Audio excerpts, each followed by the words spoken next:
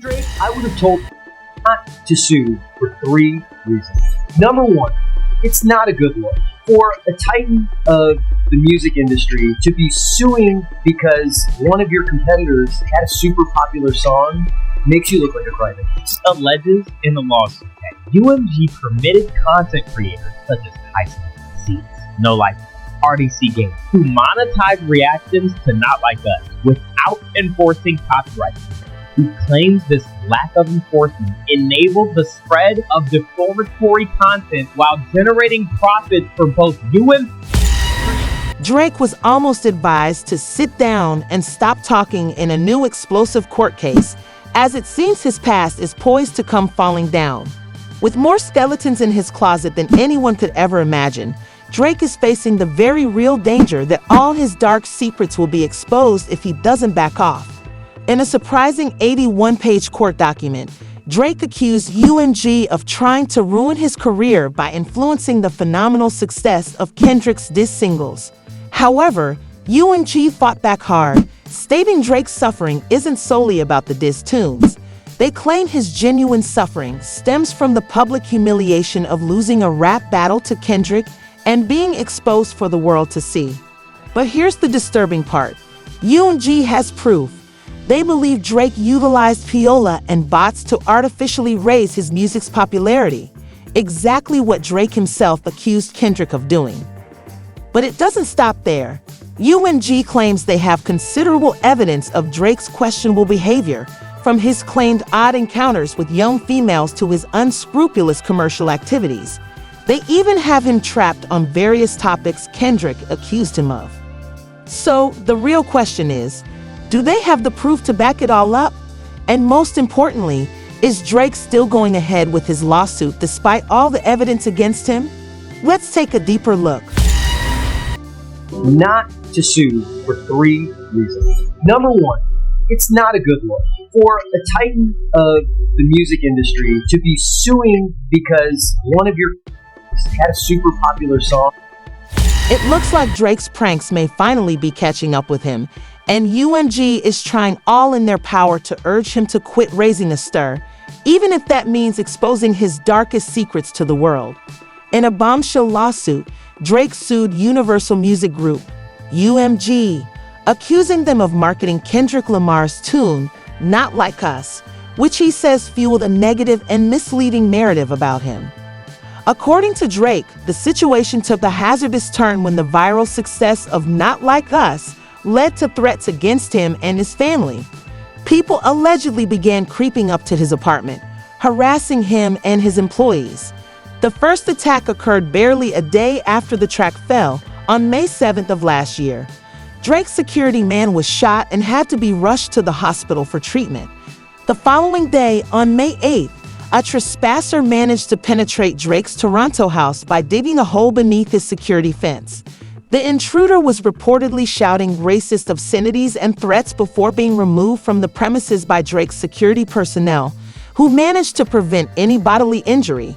But it gets darker. Drake's lawsuit contends that Not Like Us was purposefully crafted to portray a false and defamatory narrative that Drake is a criminal and should be exposed to vigilant violence. The song's lyrics, album cover, and music video all allegedly contributed to this narrative, depicting Drake as a criminal. The lyrics even refer to him as a certified PDF file and a predator, underlining the idea that he should be watched by the public. What's even more chilling? The debate around Not Like Us allegedly sparked a campaign to further destroy Drake's reputation, with posters featuring his face and the term predator springing up all around Toronto. In his case, Drake accuses UMG of being active in the slander campaign, claiming the label's activities were financially driven. UMG and its authorities, Drake alleges, intended to improve sales by raising Kendrick Lamar's visibility, especially after reaching a substantial arrangement with the rapper.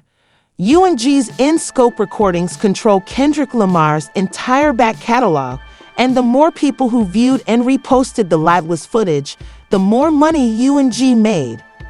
The terrifying issue remains, is this the end of Drake's career, or is this merely the beginning of a far darker story? Interesting. Drake's lawsuit versus UMG is stated in paragraphs 51 through 53. In this portion of the lawsuit, Drake claims that Kendrick Lamar, back in 2022, signed a short-term deal with UMG. But part of the terms of his deal was that he wanted to see exactly what UMG was willing to do for him. He wanted to see if UMG could push him to the level of their biggest artist, Drake.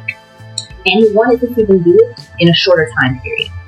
And if UMG successfully was able to push him to that same level, then he would agree to sign a longer-term deal with UMG. Drake is alleging that UMG used this whole rap battle, this whole scheme, this whole plot in an effort to push Kendrick Lamar up higher, get him to sign that long-term deal, and that they used their biggest artist, their biggest moneymaker, Drake, to do so.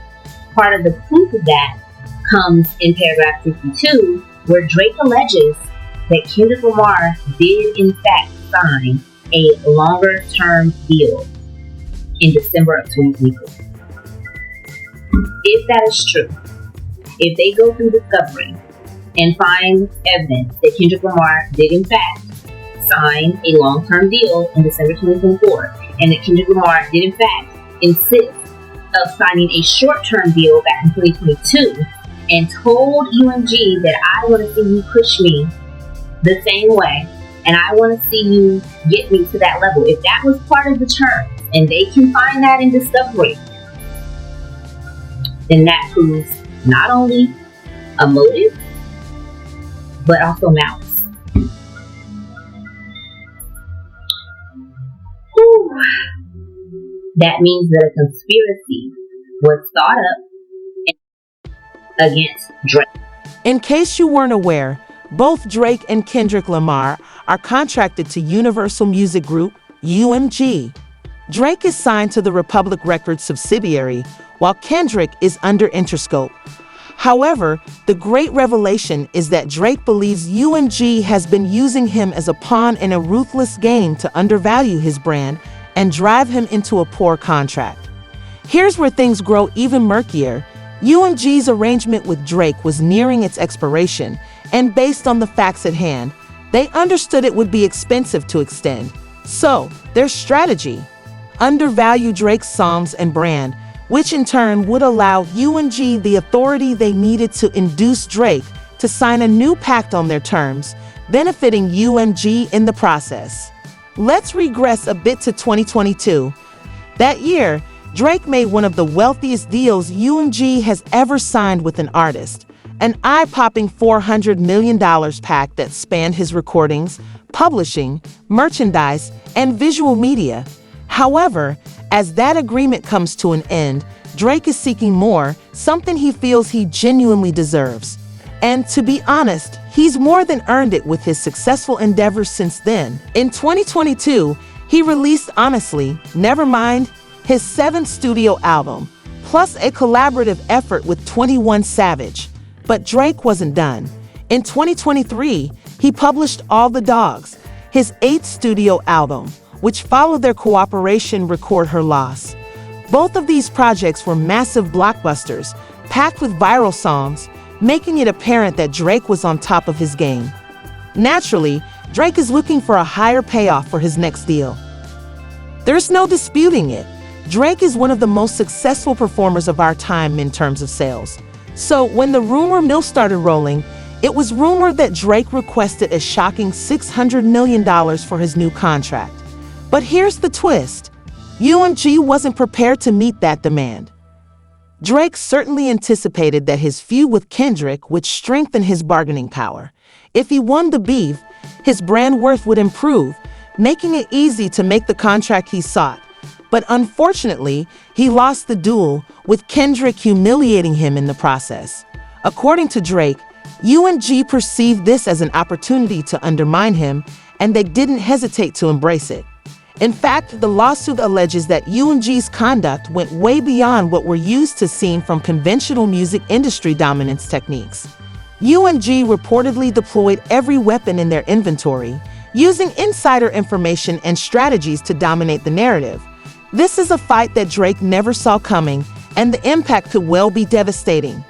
alleges in the lawsuit that UMG permitted content creators such as Tyson Seats, No Life, RDC Games, who monetize reactions to Not Like Us without enforcing copyright.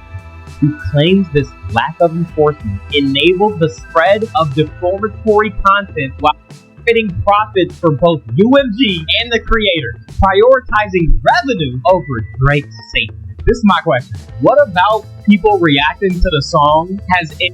Now, Drake's latest lawsuit isn't the same as the pre-lawsuit legal letters he filed last year. Those notices were more of a fishing expedition, as Drake sought permission to look into UMG's data and papers in search of evidence to back up his assertions that UMG mishandled the promotion of Kendrick Lamar's songs. At the time, Drake withdrew the lawsuit because UMG, or rather GE, labeled his claims as impolite and false. But this time, Drake hasn't backed down. Instead, he's doubled down with a lawsuit, and UMG isn't taking it lightly. The response from UMG was immediate and harsh, calling Drake's case ludicrous. They made it plain they would stop at nothing to defend their reputation from Drake's shocking revelations. A representative for UMG added, "Not only are these allegations unfounded, but the idea that we would want to ruin the reputation of any artist, let alone Drake, is utterly ludicrous.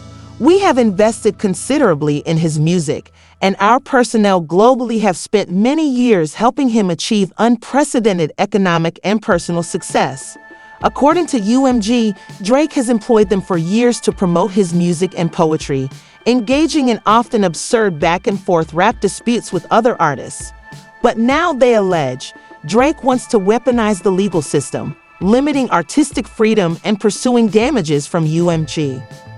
The spokesman stated, "We do not, and have never, engaged in defamation against any individual or musician in the transmission of their music, but we will actively resist this action to defend our workforce, our brand, and the integrity of artists who might be directly or indirectly affected by such a false charge."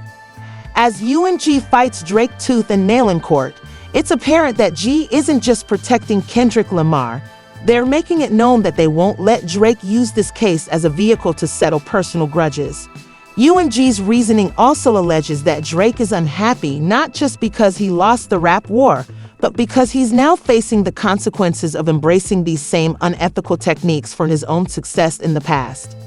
For example, when Drake's Scorpion album appeared in 2018, many Spotify users complained that the program was imposing his songs on them. It appeared like every playlist featured his tracks, and some users even reported discovering songs they hadn't actively searched for. Eventually, Spotify had to act. So here's the million-dollar question. If Drake has benefited from UMG's promotional practices for years, why is he yelling foul now? Some think it's because those same strategies are no longer working in his favor.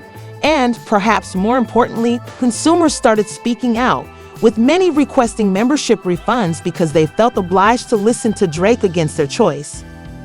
Out, guys, but from a legal perspective, it's an interesting move on Drake's part. Notably, he's not suing Kendrick Lamar, right? He's suing Universal, which reps both of these artists. Why would he do that? Yeah, so it's interesting. It seems like a failed attempt, sort of not to look petty, not to look like he's suing the artist that just annihilated him in this rap battle. Let's just call it for what it is. That song's a bang. But so the idea is that Universal. I didn't know you were a rap fan. I'm a Lamar's fan. Kendrick Lamar's fan. But look, legally speaking, Universal. The idea is that Universal has been representing Drake for many, many years. That they know these allegations are false. They wouldn't be repping him otherwise. And the fact that they push this distribution so much, the song has been streamed on Spotify over 1 billion times. They've really been backing Kendrick Lamar on this one. Look, it's unique in this industry. I think it's sort of poetic justice. The song "Not Like Us." I mean, a lot of people in the community are saying, this is not how you deal with hip hop rap battle beef. You go in the studio, you lay down some tracks. This is not what Drake is doing. On legal grounds, I think he's on pretty shaky legal grounds. This concept of sort of informed consent. It's when you get into rap battles, you would expect that there's going to be some, back and forth. And there is also First Amendment free speech rights. But wait, things are about to get even stranger. Recent reports have surfaced, producing even more controversy in Drake's already tangled existence. It's been stated that Drake and Lucian Grange, the CEO of UMG, share a unique relationship, if you catch my meaning. These ridiculous rumors gathered pace until none other than Kanye West put fuel on the fire, stating that Drake might have a wealthy baby daddy, and that baby daddy is none other than Lucian Grange himself. Yes, you heard that right. Kanye spilled the bombshell, stating that Drake and Grange's bond stretches far further than simply business. This announcement sent shockwaves across the business, leaving everyone wondering, is there more to this connection than meets the eye? Could that explain the mysterious favored treatment Drake has seemed to receive over the years? What does this bode for the present conflict between Drake and UMG? And more importantly, how much of it is true? They say rich baby daddy. It's like Drake has a rich baby daddy named Lucian and Universal. Wow. He's like, man, my daddy got it. You know what I'm saying? It's like, wow. My daddy controlled the spins. My daddy got the DSPs. My daddy, Drake has a rich baby daddy named Lucian. So all of his streams and the number ones is controlled by someone named Lucian. In that interview, Kanye corroborated Lucian's dubious activities, stating that Lucian is among those who, for financial profit, promote a toxic culture among Black people. Oh, Lucian for people who control the banks in Africa, who keep, think about it. We have Black Wall Street, we have Harlem, we've been gentrified, and we ain't really been pulled together since, other than to maintain what they call the Black vote, but you don't have an opinion in that vote. And then they get all these celebrities, they go on TV like, we got a problem with his political opinion. He's out of control. He's bipolar. He's anti-Semite. He's whatever they want to call somebody to try to get people to not listen or have, take. But that's not all. Drake's key issue in his case is around the diss tapes from his fight with Kendrick Lamar. According to Drake, the songs in those recordings were outright libelous, calling him a criminal and accusing him of being some form of predator who should be under neighborhood watch. It doesn't stop there. Kendrick painted Drake as someone who's genuinely troublesome, even going so far as to refer to him as a PBF file, an unofficial and insulting way to describe someone in the music scene. But here's where things get even more fascinating. Kendrick wasn't the first to make these kinds of charges. Drake has long had a reputation for being the kind of person who purportedly enjoys getting involved with young girls, ones who are barely of legal age. This isn't just gossip. There are countless rumors in the industry regarding Drake's creepy habits. And to add gasoline to the fire, when South African musician Tyla soared to popularity, she knew it was only a matter of time until Drake slid into her DMs. Why? Because Drake, the creepy old dude, in her words, has a well-known tendency of seeking out young stars, especially ones who are barely of age. He didn't disappoint, entering into Tyla's DMs as intended. Drake, I was low-key waiting for him because I knew it. He's gonna come. So I was waiting for that follow, and hey, he was there. So he followed you on Instagram? Yeah. Really though? Any work coming with Drake? Maybe. Maybe I'm silenced. Right. Yeah. Things took an even worse turn when the song Not Like Us got popular last year. As the song went viral, people started digging through Drake's background, unearthing previous videos and photographs that painted a startling picture of him in uncomfortable situations with females far too young to be associated with him. But that's not the worst part. Remember the viral interview with Millie Bobby Brown? It sent the internet into a frenzy. She revealed how she and Drake used to constantly text and contact one another. They'd exchange messages declaring, "I cherish you." Sounds innocent, right? But things took a twisted turn when Millie was pressed by the journalist, and she let out that Drake would discuss guys with her. Remember, Millie was just 14 years old at the time. This disclosure sent shockwaves through the public. creating immense worry and raising substantial questions about Drake's actual objectives. I'm Australia, and he's honestly so fantastic and a great friend and a great role model. You know, we just texted each other the other day, and he was like, "I miss you so much." I was like, "I miss you more." He's coming to Atlanta, so I'm definitely gonna go and see him. I'm so excited. Yeah. You and Drake, that's awesome. He was striving to be best friends with Billie Eilish in his DMs during the period of Billie's popularity.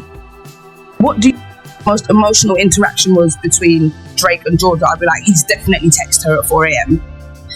saying, "I need you, girl." Has he never sent you that text at 4 a.m.? Oh man, I've got Drake all wrong. Because he's not as emotional as ever. He's not. Being a role model to young artists is one thing, but Drake's acts take it to another level entirely. Imagine this, speaking to young artists in their DMs as if you're their best friend, sharing personal moments like it's no big thing. But then there's the case of Uriah Smith, a completely different story. Drake dated Uriah as she was just beginning to get legal, only to later insult her in a diss track after she broke up with him. At age 19, Uriah and Drake had a brief, intense affair. He was so captivated with her that within weeks of meeting, he had the number 11 tattooed in her honor, right on his body. That number, it's for Uriah's birthday, June 11th. But when questioned about the tattoo, Uriah sought to downplay it, stating that she wasn't actually as committed to him as he was to her. But this isn't simply a story about a celebrity crush. It's about how Drake left Uriah in the dust once the relationship ended and utilized it all for his personal advantage. How low will he go? Drake's ego suffered a shot, and consequently, he went directly to the studio to lash back. He dubbed Uriah jaded and low down, pouring shade by saying, "You're way too opinionated. I have to force it, fake it." It's evident his damaged feelings caused him to drop those lines. And let's be real, he wasn't in any haste when it came to the age difference. He declared, "You're old enough." Now, Kendrick wasn't saying anything new. It's the same old talk that's been flying around Drake for years. So why is Drake pursuing this lawsuit? Simple. He's furious at losing the rap fight. But we all know the claims about Drake's dubious past with these women, and it's tough to disregard them when the proof is building up. Now we want to hear from you. Do you believe Drake is overstepping with this lawsuit, or is he merely using his status to intimidate? Drop your opinions in the comments, and don't forget to tune in for the next shocking update.